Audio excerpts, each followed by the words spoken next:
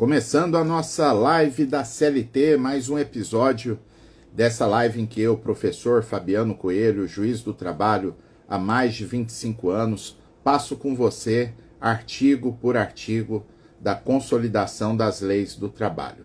Essa live hoje está sendo transmitida simultaneamente no YouTube e no Instagram, e eu vou tratar aqui dos artigos sobre jornada de trabalho, né? A gente está chegando perto da data dos 80 anos da CLT, que ocorre em 1º de maio, né?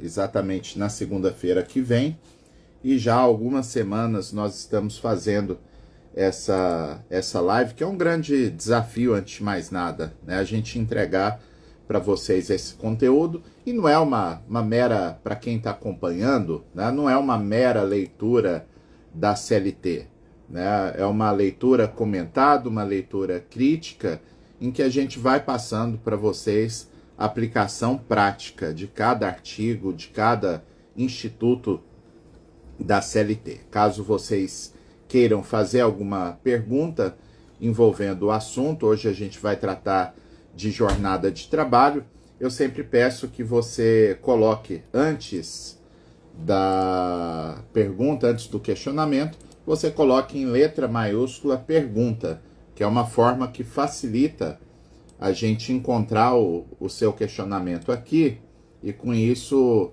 eu posso responder,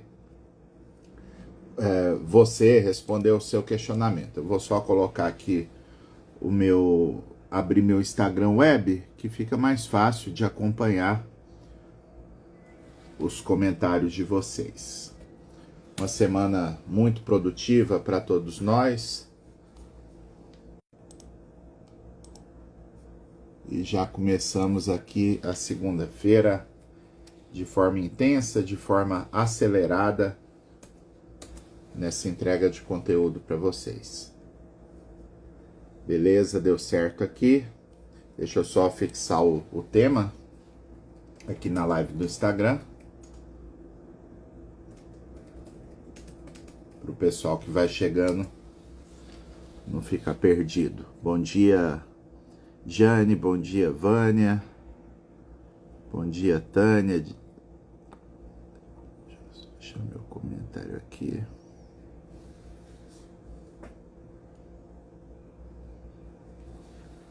Acho que não deu certo.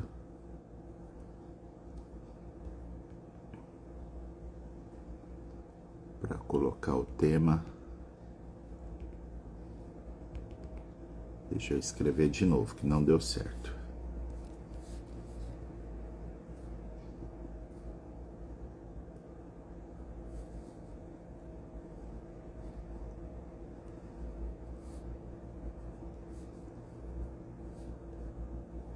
Agora vai. Beleza, deu certo? Vamos lá então. Então vamos começar aqui. O artigo 57 da CLT abre aqui então esse nosso episódio, em que menciona que os preceitos desse capítulo aplicam-se a todas as atividades, salvo as expressamente excluídas, constituindo exceções às disposições especiais concernentes estritamente às peculiaridades profissionais constantes do capítulo 1 do título 3. Então a gente tem várias regulamentações especiais na CLT para bancários, para ferroviários, para operadores cinematográficos, para jornalistas, para mineiros.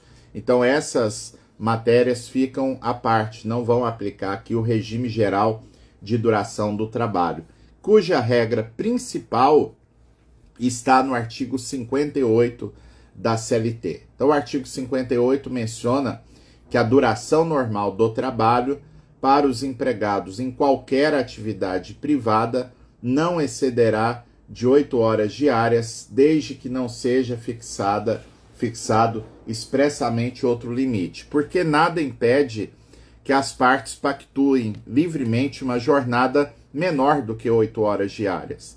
Então, se eu contrato um empregado para um regime de 7 horas, por exemplo, isso é uma norma mais favorável. Eu sempre usei em aulas a seguinte expressão, que o que é liberal e habitual se torna contratual. Ou seja, se tem algo que a legislação não exige, mas o empregador adotou aquela prática de forma livre, né? A empresa, por liberalidade, resolveu conceder uma vantagem adicional para o empregado. E essa vantagem adicional, ela se observa com habitualidade, ela se torna uma regra contratual e, a partir daí, se submete ao critério do artigo 486 da CLT. Não pode ter alteração contratual sem que haja concordância do empregado e, ainda assim, desde que não haja prejuízo para o trabalhador. Vou dar um spoiler aqui. Hoje nós vamos realizar às 19 horas, já fica o convite desde já, nós vamos realizar às 19 horas a live da CLT, a live de atualização jurisprudencial.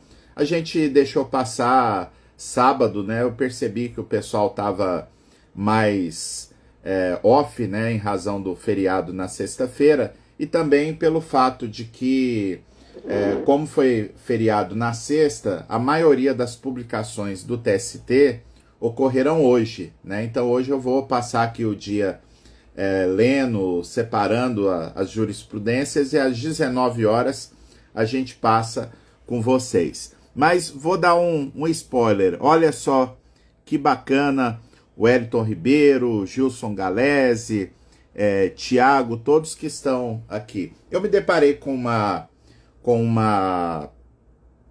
ementa do TST, que a ementa dizia o seguinte: marmitex e refrigerante. Eu falei, gente, o que é isso? Uma ementa sobre marmitex e refrigerante, né? Mas, na verdade, a situação é que a empresa resolveu fornecer diariamente para o empregado um marmitex e um refrigerante no almoço. E 2 anos depois de ter esse fornecimento contínuo, a empresa resolveu parar de fornecer, alegando que estava com dificuldade financeira, que estava difícil manter aquele benefício. Então, a mesma coisa aqui da jornada de 7 horas.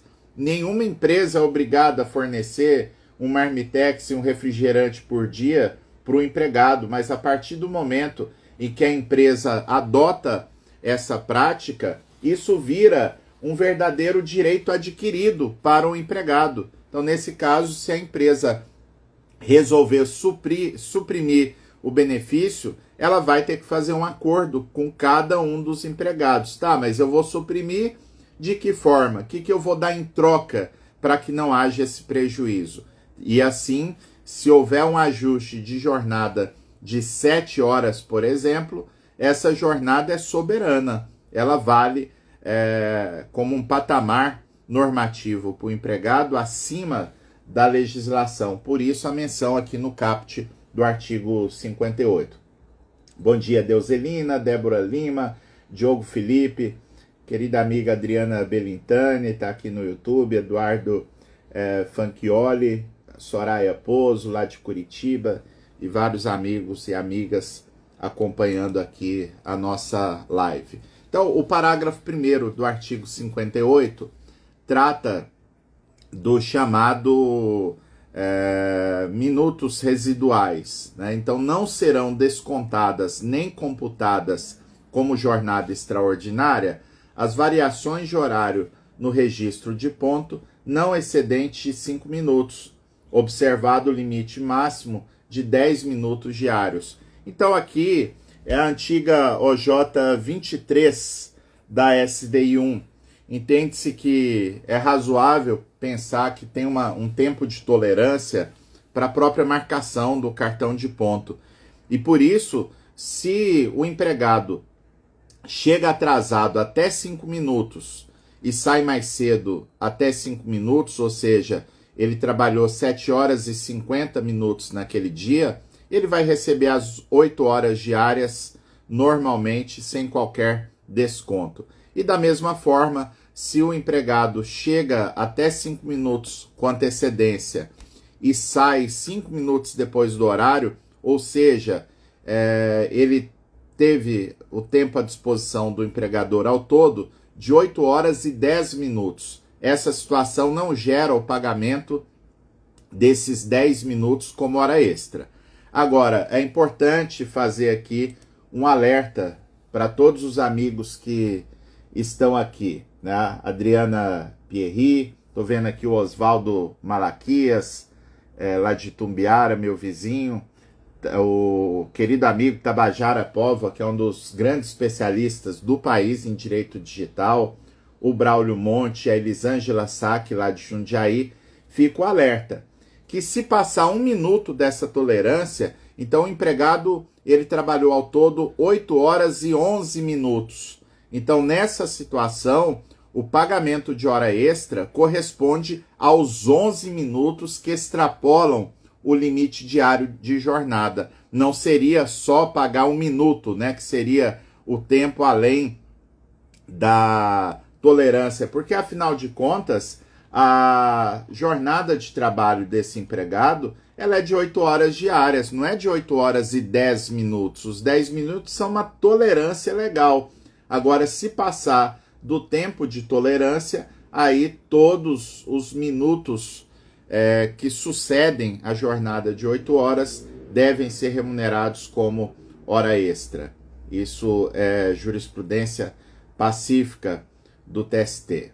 Deixa eu responder uma pergunta aqui. Um abraço para o amigo Rodrigo Sá, lá do Rio de Janeiro. Estou vendo aqui o professor Leandro Magalhães, está por aqui também.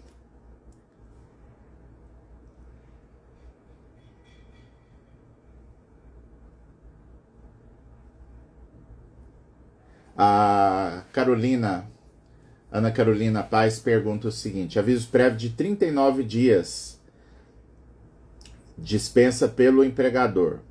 O trabalhador escolhe 7 dias off. Se trabalhar após 23 dias, considera hora extra?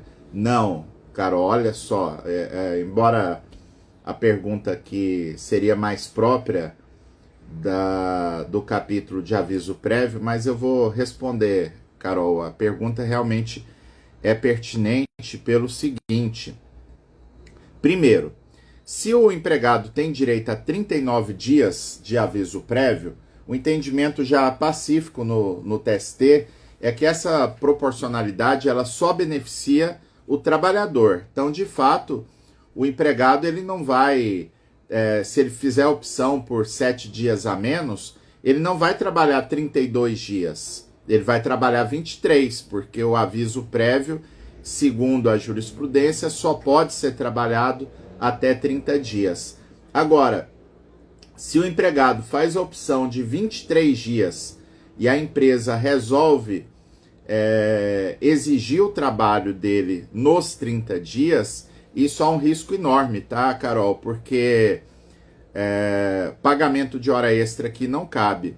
O que pode acontecer é da justiça concluir que esse aviso prévio foi irregular. A partir do momento em que eu exijo que o empregado trabalhe mais do que os 23 dias, a redução da jornada no aviso prévio, ela não está sendo observada. Isso está desvirtuando o instituto do aviso prévio, o instituto dessa redução da jornada, que é para ter um tempo do empregado buscar um novo posto de trabalho. E aí corre-se o risco, tá, Carol, amigos e amigas que estão por aqui, corre o risco de que a compreensão do juiz é que o aviso prévio foi nulo, tá? Então, em lugar de pedir hora extra, Carol, o advogado pode pedir um novo aviso prévio, dizendo, olha, como a concessão foi irregular, já que a empresa exigiu horas extras, impedindo que o empregado tivesse a redução de jornada, que é o tempo para que ele possa buscar um novo posto de trabalho, isso torna irregular o aviso prévio e faz com que o empregado vá receber de novo a indenização daquele período que foi concedido irregularmente. Com isso, Daqui a pouco a gente volta aqui para as perguntas. Vamos dar sequência. O parágrafo 2º do artigo 58 da CLT foi mudado pela reforma trabalhista. Aqui era o dispositivo que tratava das horas in itinere.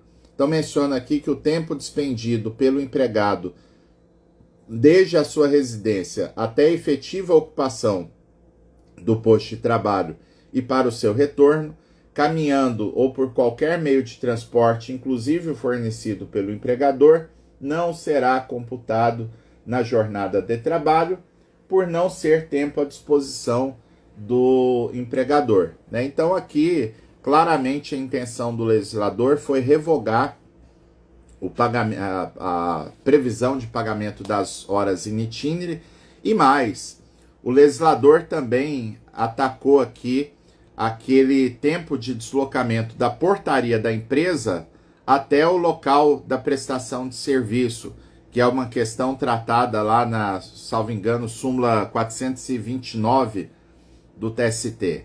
Então, o tempo que o empregado se desloca a pé ou em veículo fornecido pela empresa, da portaria da empresa até o local da efetiva prestação de serviços, não é mais remunerado de acordo com o parágrafo 2º do artigo 58 da CLT.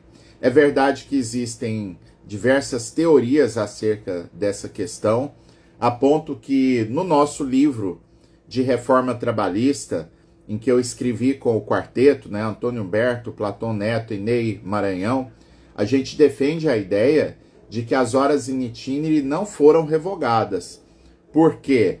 Porque a fonte de inspiração da remuneração das horas in itinere é o artigo 256, se não me engano, é o dispositivo lá dos ferroviários, que menciona que o tempo de deslocamento do ferroviário do local em que ele esteja até a efetiva prestação de serviço vai ser remunerado. Também a regra dos mineiros, que diz que o deslocamento da boca da mina até o local da efetiva prestação de serviço deve ser remunerado pelo empregador. E por isso a gente faz a distinção de que se esse deslocamento se dá por uma opção do empregado, ou seja, tem transporte público regular, mas o empregado resolve usar o transporte da empresa, né? Nesse caso, não haveria as horas in itinere, mas se a empresa está em local de difícil acesso ou não servido por transporte público regular, a defesa que a gente faz é da ideia de que continua tendo a remuneração, porque não é uma escolha própria do empregado fazer aquele deslocamento no veículo fornecido pela empresa. De toda forma, a gente percebe pelas decisões do TST que essa tese realmente não vai emplacar. A compreensão do tribunal é de que o direito foi revogado pela reforma trabalhista, e a discussão que se tem hoje, isso foi afetado ao pleno do TST, as horas in itinere continuam sendo pagas para aqueles empregados que foram contratados antes da reforma trabalhista. Mas aí é a discussão geral da regra de direito intertemporal da reforma trabalhista, tá, pessoal? Outro dia eu recebi uma provocação, quero gravar um vídeo sobre esse assunto. Tem uma discussão também se as horas in itinere acabaram para o trabalhador rural. O TRT da 15ª Região de Campinas aprovou recentemente uma tese jurídica prevalecente em que o tribunal defende a ideia por maioria, mas é um precedente vinculante para os juízes e desembargadores do TRT 15, a ideia de que, como o trabalhador rural tem uma regulamentação própria, que é a Lei 5.000, falhou agora, acho que 5.000, que é 873, salvo engano, né? Embora a lei do Rurícola não trate de horas in itinere, o TRT 15 concluiu que o direito não foi revogado para o trabalhador rural, né? Então é interessante acompanhar a jurisprudência para ver o que vai dar essa situação. Deixa eu pensar uma pergunta aqui para fazer. Um abraço para o professor Álvaro Sardinha, lá de Santo André, Frederico Guilherme, de Vitória de Santo Antão. Eu vi que tem mais pergunta, deixa eu puxar pelo menos uma aqui.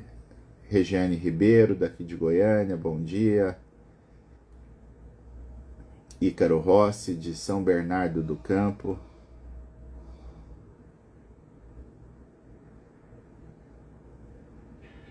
Os 10 minutos de tolerância são o tempo total. 5 minutos antes, 5 minutos depois. Isso, a Catarina Schmidt, grande abraço, Catarina, e o pessoal do Rio Grande do Sul que está por aqui. As horas extras feitas com habitualidade integram todos os direitos, com reflexos e integrações em todas as verbas. Sim, recentemente o TST inclusive alterou a OJ 394 para dizer que a repercussão das horas extras no repouso semanal remunerado também integra a base de cálculo das demais parcelas. Aí a única ressalva que teria que fazer, Catarina, é que se a hora extra for eventual, né, o empregado lá uma vez na vida ele fez hora extra. Essa hora extra não gera reflexos nas demais parcelas, com exceção do FGTS. Mesmo que seja uma hora extra esporádica, vai gerar reflexo no fundo de garantia. Isso está mencionado, está tratado inclusive na súmula 63 do Tribunal Superior do Trabalho. Ótima pergunta da Ana Pimentel, do Rio. A Ana pergunta o seguinte, olha só galera, isso aqui é uma dica massa. Se a empresa concede 15 minutos de manhã e à tarde para lanche, além do obrigatório para almoço, e acresce 30 minutos na jornada, esses 30 minutos diários são hora extra?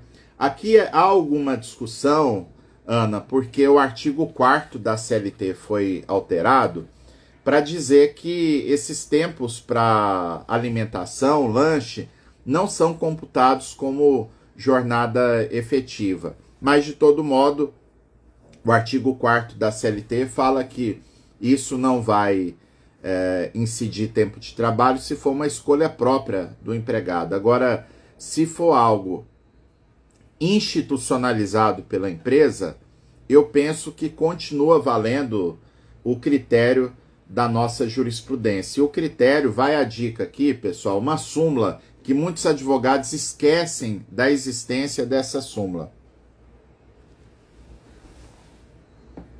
É a súmula 118 do TST.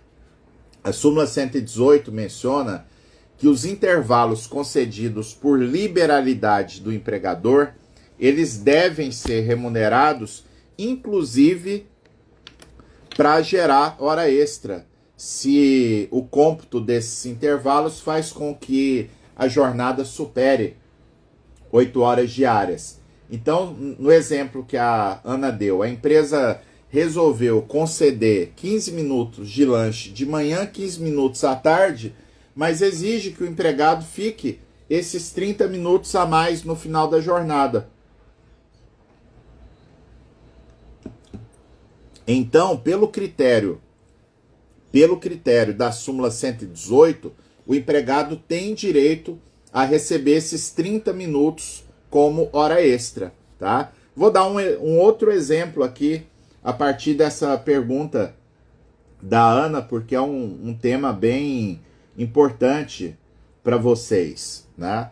Então, imagina que a empresa concedeu intervalo intra-jornada de 3 horas. O intervalo é de 2 horas. Para conceder mais que 2 horas, tem que ter um acordo escrito entre empregado e empregador, e não é só um acordo dizendo que o intervalo vai ser concedido de acordo com a necessidade de serviço. Não, tem que dizer lá, o intervalo ajustado aqui entre as partes é do meio-dia às 3 horas da tarde. Eu tenho que especificar, porque a ideia é para o empregado não ficar preso o dia inteiro no cumprimento de uma determinada jornada. E sendo assim, Se a empresa não observa a forma legal, tudo que passa de 2 horas de intervalo entre a jornada vai ser computado como tempo de serviço efetivo. Então o empregado pode estar lá na casa dele assistindo novela, né? Vale a pena ver de novo e tá contando hora extra, porque não pode ter, salvo ajuste por escrito, não pode ter tempo de intervalo superior a 2 horas, tá? Seria nesse sentido. E com isso, vamos para frente, vamos aqui para o artigo 58A. Muito massa, agradecer. Estamos com mais de 120 pessoas aqui assistindo. Essa live a gente não tem feito uma divulgação ostensiva, porque é uma live que acontece todas as semanas, né, com uma rara exceção que eu, às vezes por uma questão de viagem, uma situação assim, eu não possa fazer a live, mas é uma grande satisfação ver todos vocês aqui. Ontem foi um dia muito especial para a gente. No sábado, o perfil Trabalho Notável alcançou 70 mil seguidores, né? Isso é fruto de muito trabalho e também uma mudança de estratégia que a gente adotou aqui no perfil, né? Que é basicamente o desafio 500, né? Que já está surtindo efeito. O desafio 500 é o propósito que eu me impus, né? Mas antes do desafio 500 a gente testou a estratégia, até falar não é isso, a gente vai fazer, né? O desafio 500 é um compromisso meu de gravar 500 microaulas de até 90 segundos até o final do ano, né? A gente já disponibilizou 21 desses conteúdos e isso realmente a estratégia de Reels aqui no Instagram, ela favorece bastante o crescimento da conta, porque o algoritmo do Instagram ele prestigia esse tipo de conteúdo e distribui para muita gente que não é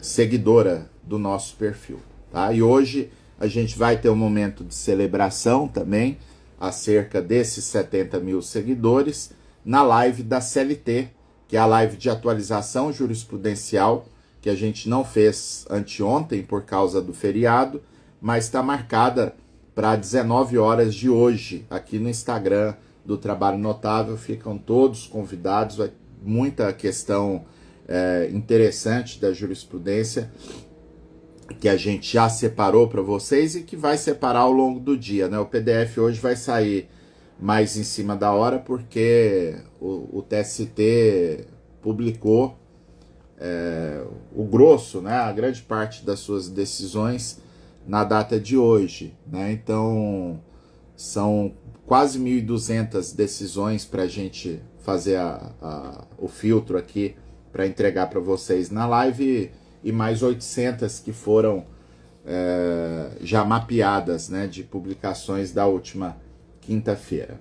Bom, bora lá então no artigo 58A da CLT. Diz aqui que considera-se trabalho em regime de tempo parcial aquele cuja duração não exceda 30 horas semanais, sem a possibilidade de horas suplementares semanais, ou ainda aquele cuja duração não exceda 26 horas semanais, com a possibilidade de acréscimo de até 6 horas suplementares semanais. Então aqui também houve mudança pela reforma trabalhista de 2017. Na regra anterior, o contrato a tempo parcial permitia que o empregado fizesse no máximo 25 horas semanais. Hoje esse limite é de 30 horas sem hora extra, ou pode ter um pacto de 26 horas com a previsão de até 6 horas extraordinárias, chegando então ao limite de 32. Mas aí é o contrato que vai definir qual é a jornada desse empregado. Parágrafo 1º do 58A diz que o salário a ser pago aos empregados sob o regime de tempo parcial será proporcional à sua jornada em relação aos empregados que cumprem nas mesmas funções tempo integral. Então, se eu tenho lá um empregado que pactou comigo 22 horas, que é exatamente a metade da jornada legal, esse empregado pode ganhar o equivalente à metade do salário mínimo, ou a metade do piso da categoria, e está tudo certo, o salário proporcional ao tempo à disposição do empregador. Parágrafo 2º, para os atuais empregados, aqueles empregados a tempo parcial no dia 11 de novembro de 2017, a adoção do regime de tempo parcial será feita mediante opção manifestada perante a empresa na forma prevista em instrumento decorrente de negociação coletiva. Então, para o empregado migrar de um regime de tempo integral para o regime de tempo parcial, obrigatoriamente tem que ter acordo coletivo. Se não tiver, presume-se inválido esse acordo porque prejudica o empregado. Agora, a lei não pode ser tão engessada que possa gerar, de certo modo, prejuízo para necessidades pessoais do empregado. Então, vamos dar um exemplo aqui.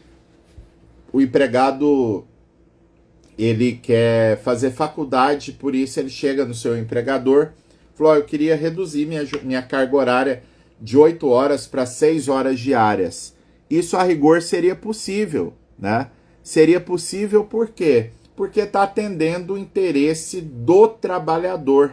Tá? Nesse caso, é interessante que o advogado oriente a empresa para que haja um requerimento por escrito, em que o empregado solicite a redução da jornada, indique qual o motivo da redução para ficar documentado que é no interesse do empregado e, inclusive, a disposição dele em aceitar a redução salarial. Que aí fica bem amarrada a situação para, numa eventual ação trabalhista, a empresa ter como provar que aquilo ali não foi uma alteração unilateral, foi atendimento de uma necessidade do empregado. Muito importante essa documentação para evitar passivo trabalhista. Um bom dia para o amigo Pedro de Assis, professor, servidor do TST, professor de recursos de revista, e eu tenho falado com o Pedro para a gente marcar nos próximos dias uma live que eu tenho certeza que vai ser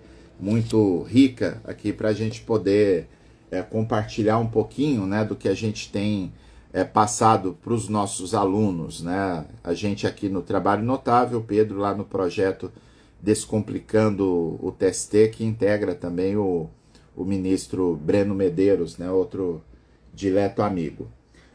Deixa eu ver mais uma pergunta aqui.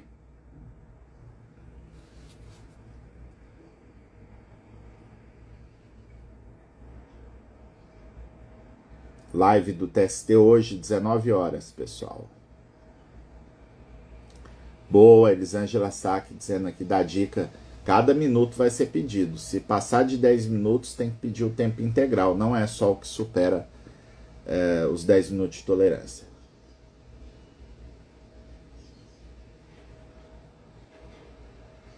Eita, tem uma pergunta aqui bem difícil da Bel, que ela pergunta o seguinte: a empresa integrava na jornada o tempo de espera, descobre o erro e altera a forma de cômputo para os mesmos empregados. Se isso seria válido.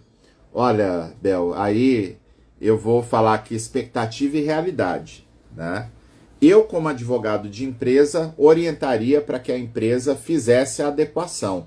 E há uma forte chance dessa situação prevalecer na Justiça do Trabalho, porque, afinal de contas, a empresa estaria atuando dentro do princípio da primazia da realidade.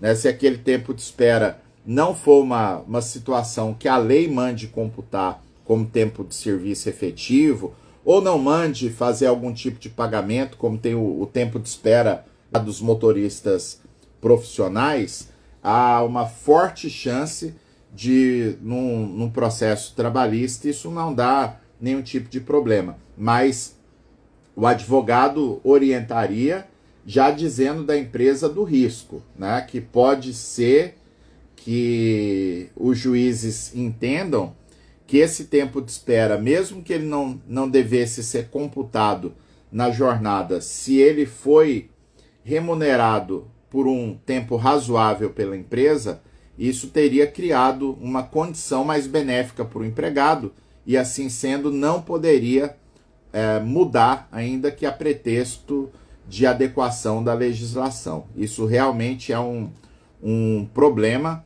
A gente tem visto, inclusive, situações, Bel, de salário condicional, exemplo típico.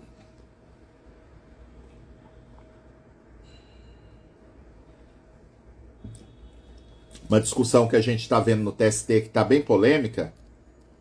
Uma empresa pública pagava o adicional de insalubridade com base no salário contratual do empregado e não no salário mínimo. Num determinado momento, a empresa constatou que isso era um erro do RH e fez a adequação dos pagamentos, né? A questão está super polêmica.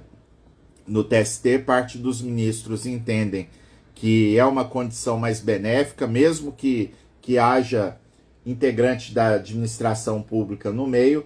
O que vale é que eu tenho uma condição mais benéfica para o empregado e essa é soberana. E outras decisões dizem que não, que mesmo sendo uma empresa pública, ela tem que observar o princípio da legalidade, e por isso a adequação do pagamento à legislação não configura alteração contratual lesiva, né? Então isso realmente pode gerar problema para a empresa quanto à discussão de norma mais benéfica.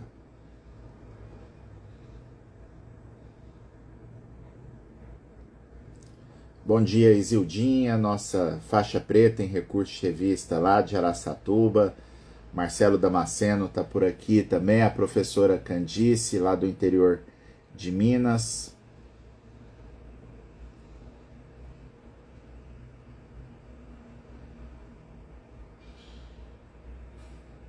A Elisângela Sack faz uma pergunta aqui, intrigante. A prestação habitual de hora extra no turno ininterrupto de revezamento descaracteriza esse turno ininterrupto?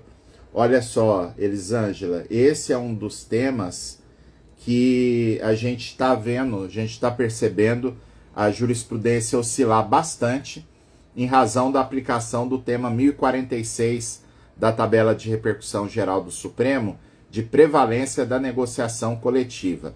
Então eu tenho visto nas últimas semanas decisões isoladas que sejam, né, de turmas do TST, dizendo que se a norma coletiva prevê turno ininterrupto e que a prestação de horas extras habituais não descaracteriza esse regime, prevalece o negociado.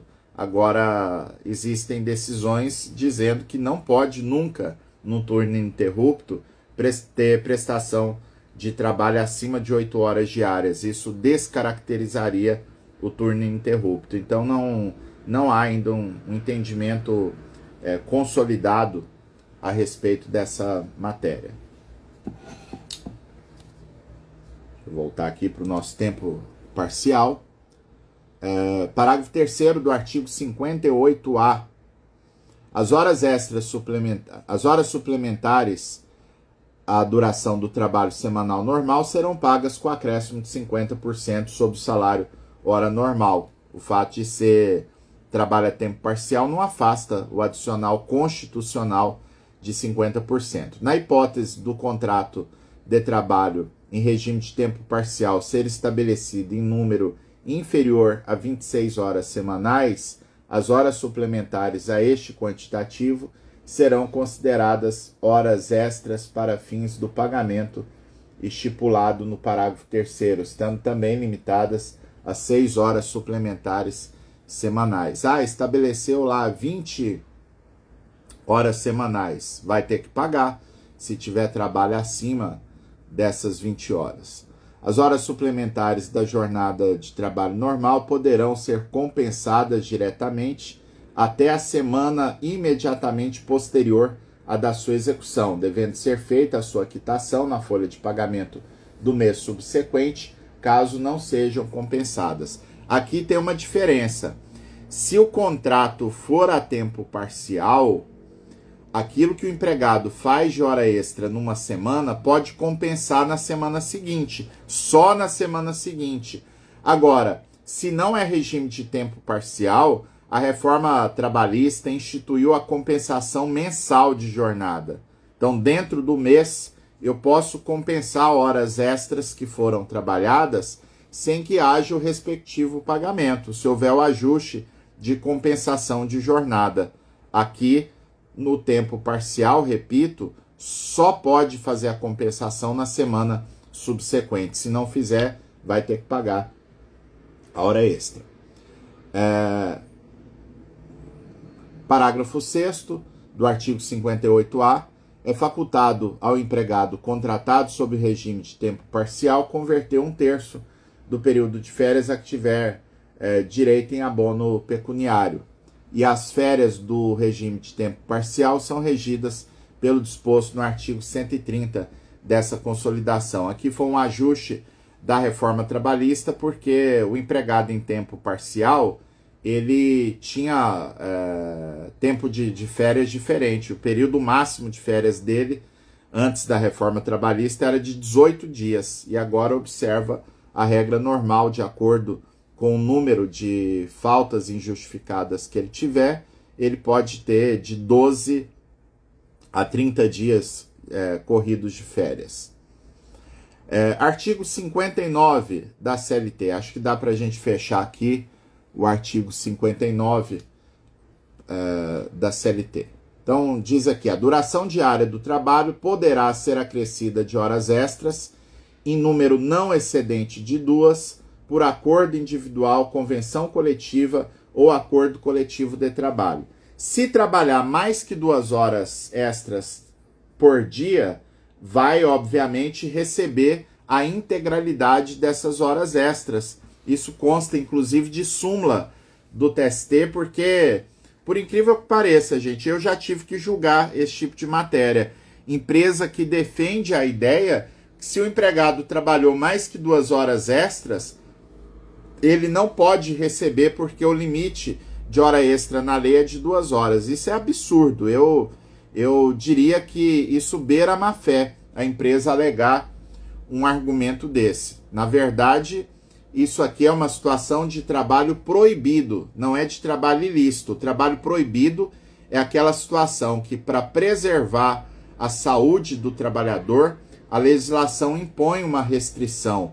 Tá? Impõe uma restrição. Isso é trabalho proibido. O empregado vai receber normalmente o seu direito e a empresa pode ser autuada pela fiscalização trabalhista em razão daquela condição de trabalho. A remuneração da hora extra será de pelo menos 50% superior à hora normal, está na Constituição. Parágrafo 2º, banco de horas, né? Poderá ser dispensado o acréscimo de salário se, por força do acordo ou convenção coletiva de trabalho, o excesso de horas em um dia for compensado pela correspondente diminuição em outro dia, de maneira que não exceda no período máximo de 1 ano a soma das jornadas semanais de trabalho previstas, nem seja ultrapassado o limite máximo de 10 horas. Então aqui nós temos o banco de horas anual, que deve ser estabelecido por acordo ou convenção coletiva, ou seja, só norma coletiva pode instituir banco de horas de até 12 meses, e para o banco de horas eu não posso trabalhar mais que 2 horas extras num dia. O que eu trabalhar acima de 2 horas extras tem que ser pago pela empresa. Só esse período até 2 horas é que poderia ser compensado mediante o banco de horas. Aqui nós temos uma questão que os tribunais vão ter que resolver também. Né? Vou dar aqui um exemplo de divergência doutrinária. No nosso livro de reforma trabalhista, né, do quarteto, a gente sustenta a ideia que, se tiver trabalho acima de 2 horas, o que passar de 2 horas tem que ser pago imediatamente pela empresa no mês, no contra-cheque daquele mês. Eu só lanço no banco de horas até o limite de 2 horas, porque é o que está previsto aqui no parágrafo 2º. Mas existem vozes abalizadas, eu cito aqui, que eu me lembro bem de ter lido, a professora Vólia Bonfim, ela defende que prevalece o negociado sobre o legislado. Se não tiver essa ressalva na norma coletiva, o empregado, se ele fizer 3, 4 horas extras num dia, essas horas podem integralmente ser lançadas no banco de horas. Eu, particularmente, entendo que não. Aí é uma questão também que a nossa jurisprudência vai ter que resolver dentro dos contornos fixados pelo Supremo Tribunal Federal ao julgar o tema 1046 sobre prevalência do negociado sobre o legislado. Parágrafo 3º. Na hipótese de rescisão do contrato de trabalho sem que tenha havido a compensação integral da jornada extraordinária, o trabalhador terá direito ao pagamento das horas extras não compensadas, calculadas sobre o valor da remuneração na data da rescisão. Então, ficou saldo de horas, o empregado vai receber por essas horas. Aí tem uma discussão, se ficar saldo negativo, como é que resolve? Eu entendo que o saldo negativo, a empresa ficou no prejuízo, porque, afinal de contas, ela que detém as escalas de trabalho, ela que teria a condição de escalar o empregado para ele pagar as horas que ele está devendo. Se a empresa não fez essa escala, para mim, pessoalmente, entendo que não há como querer abater da rescisão contratual o saldo negativo de horas. Parágrafo 5º. O banco de horas poderá ser pactuado por acordo individual escrito, desde que a compensação ocorra no período máximo de 6 meses. Então, com a reforma trabalhista, a gente tem 2 tipos de banco de horas. O banco de horas anual, que esse é exclusivo para negociação coletiva, e o banco de horas semestral. Esse pode ser ajustado entre empregado e empregador, desde que seja um acordo escrito. Se não for acordo escrito, o banco de horas não vale. Parágrafo 6º. É lícito o regime de compensação de jornada estabelecida por acordo individual, tácito ou escrito, para compensação no mesmo mês. Então, a compensação de jornada, desde que estabelecido pelo empregado e empregador, ela se dará no mesmo mês. Aqui há uma falha gritante, uma falha técnica que mostra que quem redigiu a reforma trabalhista não conhece direito do trabalho, né? Pegaram a galera aí que realmente, do ponto de vista técnico, eu não indicaria como se fosse um advogado, se, enfim, fosse um parecerista, porque a galera demonstra que não sabe nada de direito do trabalho, né? É absurdo falar isso aqui, ó, gente. Acordo individual, tácito ou escrito, né? Isso é uma verdadeira burrice, porque, na verdade, o acordo, ele é tácito ou expresso, não é tácito ou escrito, né?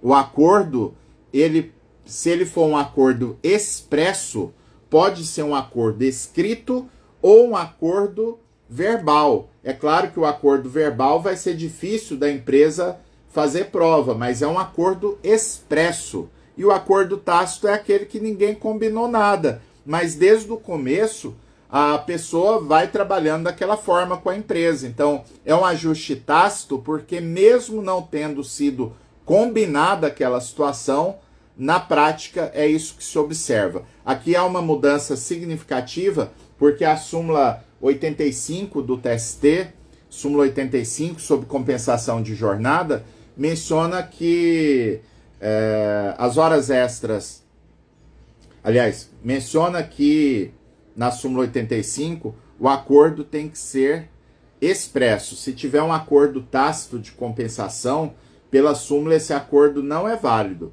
e por isso as horas extras seriam devidas em sua totalidade.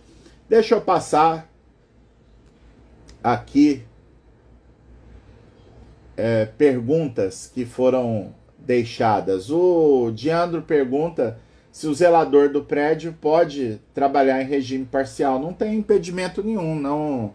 A regra do artigo 58 da CLT vale para qualquer categoria. Não tem essa ressalva. Aí é só necessário verificar que pode ser que, pela natureza do serviço, haja uma previsão específica em negociação coletiva. É sempre importante o advogado, para ele poder orientar bem o cliente, verificar se a norma coletiva tem alguma regra específica que afaste a incidência aqui da CLT.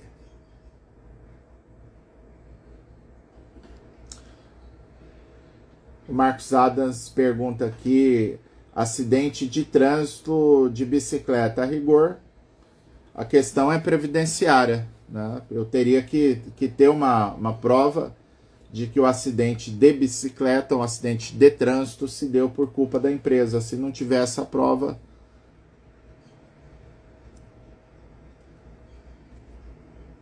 O Frederico Guilherme pergunta do item 4 da súmula 85. A súmula 85 diz que a prestação habitual de hora extra desconfigura o regime de compensação. E assim sendo, as horas extras seriam devidas, né? O item 4 da súmula 85 explica que aquelas horas destinadas à compensação, elas vão ser pagas só com adicional de 50%. E o que passado da jornada legal é paga a hora cheia com adicional de 50%. Isso aqui é para evitar o pagamento em duplicidade. Vamos dar um exemplo aqui, tá, Fred? A empresa pactou com o empregado dele fazer 8 horas e 48 minutos por dia de segunda a sexta. Então ele vai fechar a semana com 44 horas. Ele não fez mais que 44 horas. Então, se a compensação for considerada irregular por algum motivo, esses 48 minutos que ele trabalhou acima das 8 horas diárias tem que ser pago como extra. Mas como esses 48 minutos estão dentro da jornada de 44, não vai pagar hora cheia mais 50%, porque a hora de trabalho em si, o empregado já recebeu dentro do salário mensal, dentro da jornada de 44 horas. Vai ser devido só o adicional. Ah, mas ele faz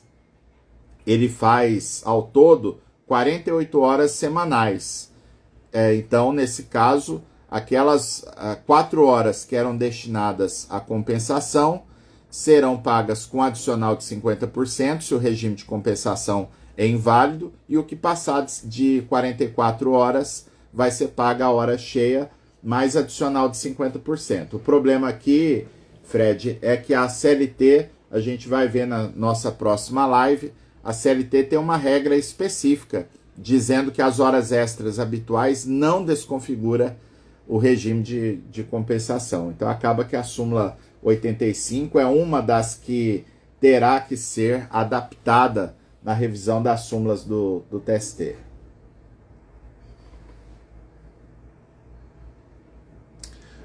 Bom dia para o Luiz Fernando Luque, um craque, grande advogado lá em Florianópolis. Luiz Fernando Luque pergunta aqui, jornada 12 por 36, se o empregado precisa faltar para atender um interesse pessoal, se a compensação em poucas horas nos dias seguintes descaracterizaria o regime de compensação. Eu penso que não, Luiz, principalmente porque aí a situação atenderia ao interesse do empregado. A pessoa faltou um dia lá, no lugar dele sofrer o desconto do dia de trabalho, ele combina com a empresa que nos próximos 6 dias ele vai trabalhar 14 horas para compensar essa falta. A situação realmente gera dúvida, mas eu particularmente tenho a compreensão de que se a situação foi esporádica e no interesse do empregado, não vai tornar irregular o sistema de 12 por 36. Bom dia para Thalita Zaparoli, fez uma pergunta aqui de execução. Sociedade anônima em recuperação judicial, na desconsideração pode ser utilizada a teoria menor. Sociedade anônima, Thalita, sempre eu só posso cogitar de responsabilizar acionistas ou diretores se tiver prova de ato ilícito, né? Se for constituição de sociedade anônima, não cabe teorias objetivas, né? Teorias pelas quais haveria uma responsabilidade automática dos sócios, ou no caso aqui, de acionistas. Então precisaria realmente ter prova de ato ilícito, e não é fácil superar essa limitação de se tratar de uma SA.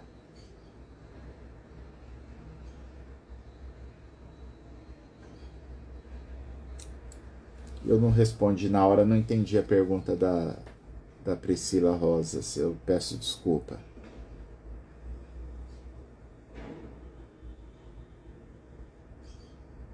Boa pergunta do Marcelo Damasceno. Ele pergunta se os intervalos por liberalidade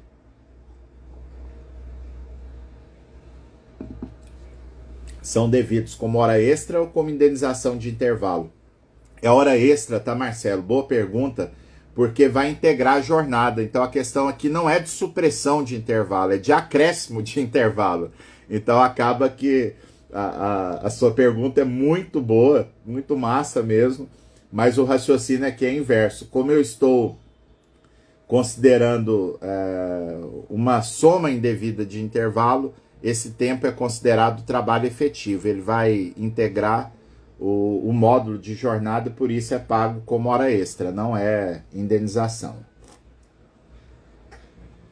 Boa pergunta da Valesca Dulo, pergunta aqui, se não há obrigatoriedade de troca de uniforme na empresa, esse período não deve ser considerado. Verdade, eu só vou computar como tempo à disposição a troca de intervalo quando obrigatoriamente tiver que ser feito na empresa, como é o caso de empregados de frigorífico, né? Por uma questão até sanitária, eles têm que trocar o uniforme lá na empresa para evitar de levar sujeira da rua para a área de produção. Vigilantes, né? Uma questão de segurança. Imagina o vigilante andar fardado na rua, isso é bem perigoso, chama a atenção de marginais, e por isso a troca será feita no ambiente de trabalho. Esse tempo de troca de uniforme vai ser considerado como tempo à disposição do empregador, vai ser computado na jornada integral, mas aí a Valesca faz a pergunta aqui.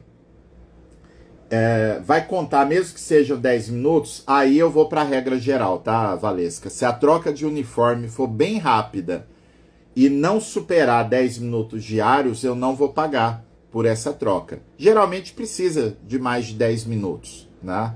Mas se for uma situação que dá para o empregado fazer a troca de uniforme em até 5 minutos, no início da jornada, e 5 minutos depois para tirar o uniforme, não vai pagar hora extra se no total não supera mais de 10 minutos.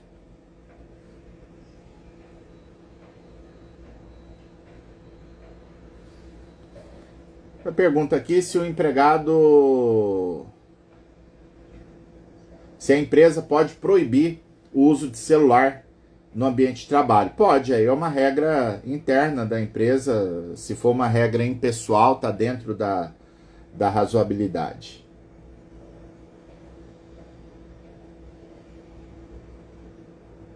A Derso vai estar em Goiânia amanhã. Que pena, amigo. Amanhã eu tenho audiência a partir das 10 horas, eu acho, lá em Goiatuba. Amanhã eu saio bem cedinho para lá.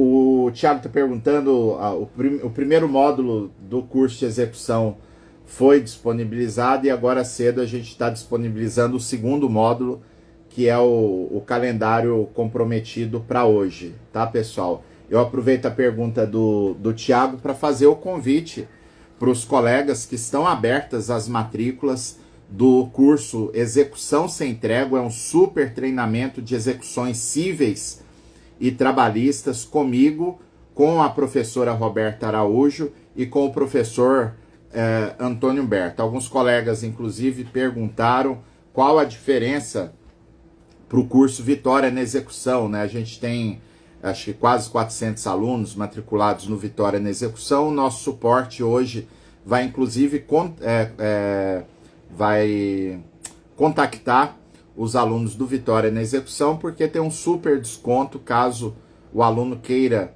fazer. Não é migrar, o aluno continua lá no Vitória e ele teria acesso ao Execução Sem Trégua. Basicamente a diferença, primeiro, é que o Vitória na Execução é um curso de execução trabalhista, tá? E o Execução Sem Trégua pega tanto a execução civil quanto a execução trabalhista. O segundo e principal diferença é que lá no Vitória na Execução a gente tem um bônus, um módulo específico sobre ferramentas de investigação patrimonial. E no Execução Sem Trégua, todas as aulas, todos os módulos são permeados por estratégias e ferramentas de investigação patrimonial. Então o aluno já vai vendo o conteúdo, digamos assim, mais teórico, ainda que aplicado na prática, e ele já recebe ali na própria aula qual a estratégia a vencer. Com isso o curso fica mais dinâmico. E a gente disponibilizou, vai ter um bônus de oficinas, que são aulas práticas ao vivo, né, dos principais incidentes de execução e também do uso de ferramentas, né, da gente abrir uma ferramenta de investigação patrimonial aqui na tela, no Zoom, e mostrar para o aluno que tipo de funcionalidade que tem, que ele pode pedir e tudo mais. E a gente está lançando, hoje está subindo para a plataforma as primeiras aulas, o bônus Investiga Flix. Esse bônus Investiga Flix são aulas curtas, viciantes, de 1 a 5 minutos, por isso o nome Investiga Flix. Semanalmente os professores estão se comprometendo a entregar para os alunos pelo menos 5 dicas, né? 5 aulas rápidas de estratégias, né? Então, um exemplo lá que vai sair nessa primeira leva, né? Dica lá, olha, a empresa está funcionando, então o que a gente pode, mas não está achando o dinheiro. Então, que tipo de medida a gente pode fazer para procurar a grana da empresa, né? Então vai ter uma aula lá no InvestigaFlix, rapidinha, falando de como é que eu vou em cima de recebíveis de cartão de crédito da empresa, como é que eu vou lá no estabelecimento, faço uma compra para tentar descobrir qual que é o Pix da empresa, qual que é a maquininha, para onde está, em nome de quem está a maquininha de cartão de crédito. Então, é um bônus que não estava comprometido num primeiro momento, mas que no final de semana os professores se reuniram e falaram, o que a gente pode melhorar o curso para os alunos acelerarem o resultado. E a gente chegou à conclusão que esse bônus é que faria uma grande diferença do aluno poder toda semana ter a certeza que ele pode entrar no curso, na área do curso, que ele vai ter novas aulas curtas, que ele consegue ali, às vezes, tirando 20 minutos por semana, ele consegue assistir tudo e anota ali para ter novas estratégias para aplicar imediatamente na sua execução.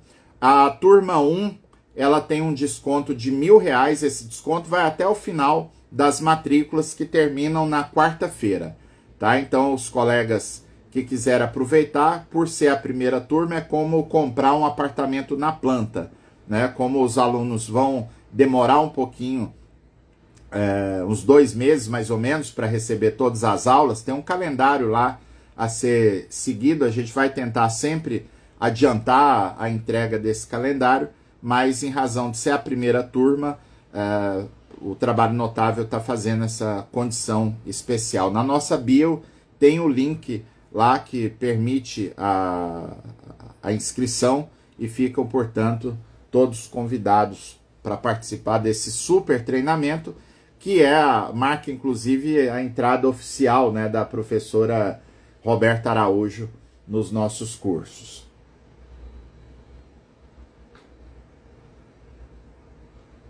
A Ana Carolina pergunta aqui, intervalo de saúde do telemarketing por acordo individual é concedido não 2 tempos de 10 minutos, mas um de 20 minutos.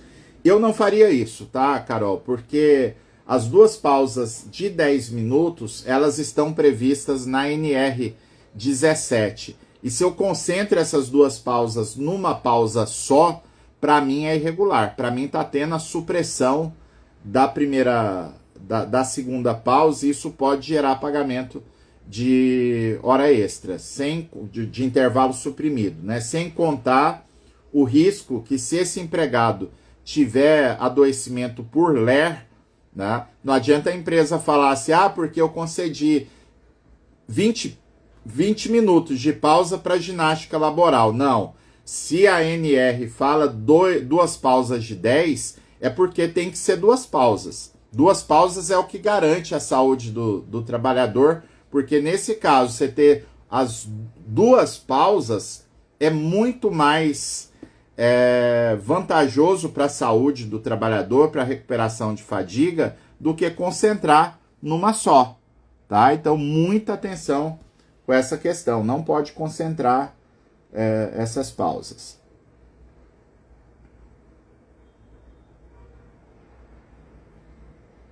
Deixa eu responder mais uma última pergunta.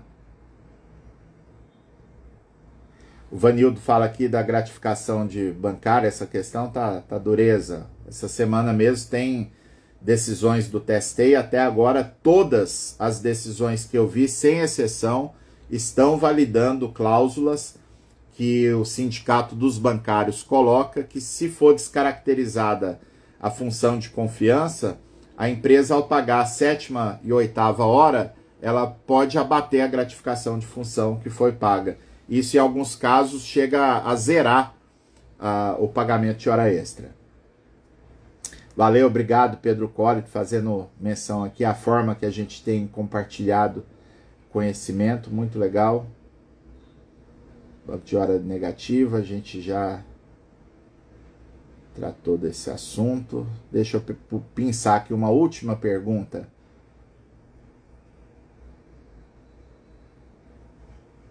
Eita, a Karine faz uma pergunta aqui realmente interessante.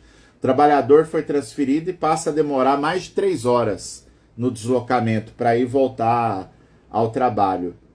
Nesse caso, não vai configurar horas in itinere, né? Eu posso discutir um prejuízo pessoal dele, que é alteração contratual e lesiva, pode ser uma perseguição ao empregado. Agora, pagamento desse tempo de deslocamento não tem jeito.